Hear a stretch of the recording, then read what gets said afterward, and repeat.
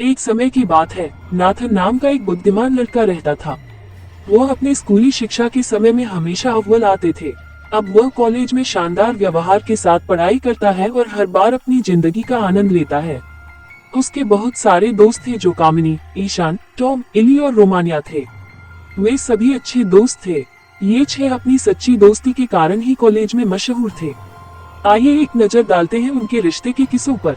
एक दिन उनके दोपहर के भोजन के अवकाश के दौरान उनके कुछ सहपाठी उनमें से 6 के पास आए और एक बहुत ही विशिष्ट प्रश्न पूछा जिसका उत्तर बहुत आसान नहीं था।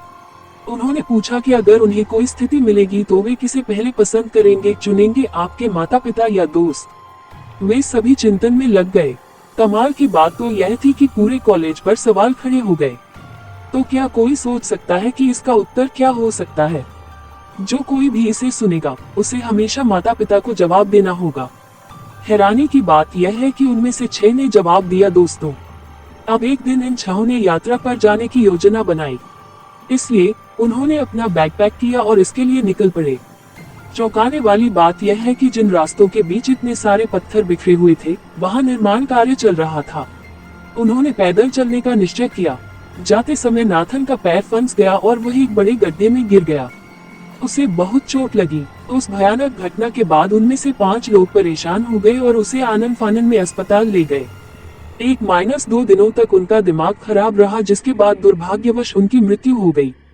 वे सभी, विशेष रूप से कामिनी, क्योंकि वह नाथन की बहुत अच्छी दोस्त थी, इसे सुनने के बाद उदास हो रही थी। फिर कामिनी दुखी होकर बच गई और नाथन की वजह से उदास हो गई। दूसरी ओर उसके शहर में बहुत से लोग मर रहे थे जो इतना अच्छा नहीं लग रहा था। उसका 1 वर्ष डेक में गुजरा। उसके माता पिता ने उसे समझाया कि वो कभी उम्मीद न खोए। तूफान लोगों को शक्तिशाली बनाते हैं और कभी भी हमेशा के लिए नहीं टिकते। उसने मन लगाकर पढ़ाई करने का फैसला किया। सिक्के की दूसरी तरफ उसके दोस्त उसे हर बार बदलने की कोशिश करते थे। वह उन्हें यह कहकर छोड़ देती थी कि तुम कुछ नहीं जानते। उसके जैसा मेरा सबसे अच्छा दोस्त कोई नहीं था। कितना दर्द होता है, तुम्हें पता है। इसके बाद से उसके दोस्तों ने उसे नजरअंदाज करना शुरू कर दिया। जब वह अपने दोस्तों के पास आई तो न तो वे बात करते हैं और न ही जवाब देते हैं। अतः उसे अपने किए पर बहुत पछतावा होने लगा। इसके बाद वह दोबारा अपनी सहेलियों के पास गई और उन्हें समझाया। अच्छे दोस्त कभी भी अपने सबसे अच्छे दोस्तों को मना नहीं करते अगर उन्हें बुरा लगता हो। इसी तरह वे 5 फिर से सबसे अच्छे दोस्त बन गए। 1 महीने के बाद कामिनी ने अपने जन्मदिन के जश्न के लिए सभी को आमंत्रित किया, जिसके पीछे एक उद्देश्य था। उनके जन्मदिन पर एक दुखद घटना घटी। उनके बर्थडे पर ईशान आए थे। वह बाथरूम में हाथ मुंह धोने चला गया। उसी समय कामिनी आई और पूछने लगी कि क्या उसे नाथन की मृत्यु के बारे में कुछ पता है। ईशान ने जवाब दिया, मुझे कुछ नहीं पता, मुझे यहाँ से जाने दो। वह बार बार एक ही बात पूछती रही। परेशानी भरे अंदाज में ईशान ने जवाब दिया, ठीक है, मुझे लगा कि तुम्हें पता चल गया कि उसे किसने मारा। वह मैं हूँ। ठीक है, मैंने उसे धक्का दिया है क्योंकि मैं उससे नफरत करता था। अब तुम्हें सच्चाई पता चल गई है, तो मेरी बर्बादी मत करो, कृपया समय दें। यह पंक्ति सुनकर कामिनी क्रोध से भर गई और उसने उसकी हत्या कर दी। उसे मारने के बाद वह चिंतित और भ्रमित थी क्योंकि उसने सूर्य और चंद्रमा अभिशाप के बारे में सोचा था जो पूरी कहानी में रहस्य होगा। ईशान की मृत्यु के बाद रोमानिया और कामिनी बचे। अब उनके शहर में मृत्यु दर बढ़ गई तो इसमें कौन सी बुरी बात थी। अब पूर्णिमा के दिन टॉम, एली और रोमानी ने हर दुखद पल को भूलने और फिर से खुशी से भरा एक नया जीवन शुरू करने के लिए एक पार्टी का आयोजन किया। वे चाहते हैं कि कामिनी भी आए। उसने मना कर दिया क्योंकि उसे कुछ जरूरी काम था। पार्टी तब समाप्त हुई जब टॉम अपने घर गया और बहुत थका हुआ था। समय था रात के 12:30 बजे। घर की पटरी के बीच उसने एक भेड़िया देखा जो अजीब लग रहा था और अन्य भेड़ियों से अलग था जिन्हें हम आमतौर पर जंगलों और चिड़ियाघरों में देखते हैं। तो वह डरा हुआ था लेकिन वह आगे बढ़ता रहा। अचानक उसकी नजर कामिनी के कपड़ों और उसकी घड़ी पर पड़ी। वो समझ गया कि कुछ गड़बड़ है, अतः वह स्वयं को रोके बिना अपनी पूरी शक्ति से दौड़ा। लेकिन भेड़िए ने टॉम पर हमला कर दिया और उसे काट लिया और वह मर गया। लेकिन आश्चर्य की बात यह है कि अगले दिन टॉम का शव किसी को नहीं मिला। तो उनके दोस्तों ने सोचा कि कामिनी और टॉम पर भेड़िए ने हमला किया और वे मर गए। इस तरह उनमें से 4, नाथन, ईशान, कामिनी और टॉम की मृत्यु हो गई। अब 8 महीने बीत गए। शहर में नाथन और ईशान नाम के दो नए लोग आए जो अपने चेहरे पर प्लास्टिक सर्जरी करवा रहे थे। नाटकीय ढंग से उन्होंने दिखाया कि वे दोनों दोस्त थे, लेकिन वे दोस्त नहीं थे। जैसे ही एली और रोमानिया ने 4 दोस्तों को खो दिया, वे दोनों भयानक तरीके से अपना जीवन जी रहे थे। लेकिन वे नहीं जानते कि नाथन और ईशान के साथ उनकी दोस्ती क्यों थी। ईशान ने एक जन्मदिन की पार्टी का आयोजन किया जहां उसने नाथन को छोड़कर सभी को आमंत्रित किया क्योंकि वह उससे नफरत करता था। उस शाम लगभग 6 बजे जब दरवाजे की घंटी बजी, ईशान शाम की पार्टी के लिए सामान तैयार करने में व्यस्त था। यह सोचकर कि इतनी जल्दी कौन आ गया, वह घुरते हुए दरवाजे के पास गया। यह नाथन था। उन्होंने मुस्कुराते हुए कहा, मैं आपकी मदद करने के लिए यहाँ हूँ। आप अपनी क्षमता के अनुसार अकेले कितना कुछ कर सकते हैं। एक लंबे पतले डंठल वाले एक गुलाब को आगे बढ़ाते हुए वह नाटकीय ढंग से झुका। बधाई हो, अभी के लिए आप ईर्ष्या करना बंद कर सकते हैं, उन्होंने व्यंग्य किया।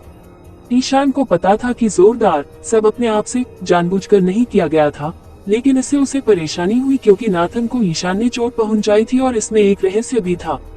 यह अजीब होगा, लेकिन नाथन और ईशान दोनों जीवित थे और उन्होंने अपना असली चेहरा छिपाने के लिए प्लास्टिक सर्जरी करवाई है। अब हर किसी के मन में ये बात आ रही होगी कि आखिर वो जिंदा कैसे थे। वे मर चुके थे। एक मृत व्यक्ति कैसे जीवित हो सकता है? क्या यह कोई भूत हो सकता है? जन्मदिन की पार्टी अच्छी तरह से बीत गई, लेकिन फिर भी झगड़े के कारण ईशान को इसमें मजा नहीं आ रहा था। यह सुनने के बाद ईशान और नाथन जीवित थे। आपने भी सोचा होगा कि कामिनी और टॉम को भी जीवित रहना चाहिए। आप ठीक कह रहे हैं, कामिनी और टॉम दोनों जीवित थे। आइए पहले उस अभिशाप के बारे में बात करते हैं। पिछले वर्षों में पिशाच और वेयरवुल्व्स मौजूद थे और उन दोनों को एक श्राप मिला था जिसमें पिशाच सूर्य में कमजोर हो गए थे और पूर्णिमा में लोग वेयरवुल्व्स में बदल जाएंगे। वह भेड़िया कामिनी थी और इसीलिए उसने पार्टी में आने से इनकार कर दिया। कामिनी के काटने से टॉम एक वेयरवुल्फ में बदल गया था। यह बताने का भी समय आ गया है कि नाथन और ईशान कौन थे। हुआ यह कि नाथन एक शहर में गया जहां किसी ने उसे खा लिया और वह पिशाच था। उसने नाथन को भी एक पिशाच में बदल दिया और कहा, जब भी तुम मरोगे तुम एक पिशाच में बदल जाओगे। और इसके बाद उसे बदलने वाले व्यक्ति ने उसे मजबूर किया और उससे कहा कि वह ईशान को नाथन का खून पिलाकर पिशाच में बदल दे। तो उसी दिन वह ईशान के घर गया जहां उसके हाथ में चोट लग गई और खून निकल रहा था। नाथन ने अनजाने में उसे खा लिया और उसे मजबूर किया और उसका खून ईशान को पिलाया और यही ईशान के जीवन का महत्वपूर्ण मोड़ है। उस दिन से उसका व्यवहार अजीब हो गया और उसे नापसंद करने लगा क्योंकि नाथन ने ही उसे धोखा दिया था। एक बात और, इनमें से 4 के कारण मृत्यु दर में वृद्धि हुई। नाथन खून के लिए लोगों को मार रहा था। कामिनी और टॉम उन लोगों को मार रहे थे जो उनके बीच आए थे। ईशान लोगों को इसलिए मार रहा था क्योंकि उसकी मौत के बाद उसकी खून की लालसा बढ़ गई थी और वह खुद पर काबू नहीं रख पा रहा था। कुछ दिनों के बाद ईशान को पिशाचों और वेयरवुल्व्स के बारे में कुछ पता चला कि उन्हें कैसे मारा जा सकता है। तो एक किताब में लिखा था कि पिशाच लकड़ी के एक डंडे से मर सकते हैं। पिशाचों को कमजोर करने के लिए उनके शरीर में वर्बेन नामक पौधा इंजेक्ट करना चाहिए या उनके चेहरे पर फेंकना चाहिए जिससे वे जल जाएंगे और उन्हें धूप में चलने के लिए दिन के उजाले की अंगूठी पहननी होगी और वेयरवुल्फ के लिए चांदनी की अंगूठी पहननी होगी जिस पर जरूर किसी चुड़ैल ने जादू किया होगा। एक वेयरवुल्फ को मारने के लिए चांदी के खंजर का इस्तेमाल किया जाता था। वुल्फबेन नामक पौधा उन्हें कमजोर बना सकता है। वो बस इतना ही जानता था, इसलिए बदला लेने के लिए उसने उसे मार डाला और यह कहते हुए मर गया, तुम सुरक्षित नहीं हो। इस शहर में बहुत से लोग हैं, तुम्हें मुश्किल से रहना होगा। तुम्हें और अधिक जानकारी जानने की जरूरत है, इसलिए अपना जीवन सुरक्षित रूप से जियो। ईशान को क्या हुआ होगा? और जब ईशान हत्या कर रहा था, एली और रोमानिया ने इसे देखा और ईशान परेशान हो गया। उन दोनों का क्या हुआ होगा?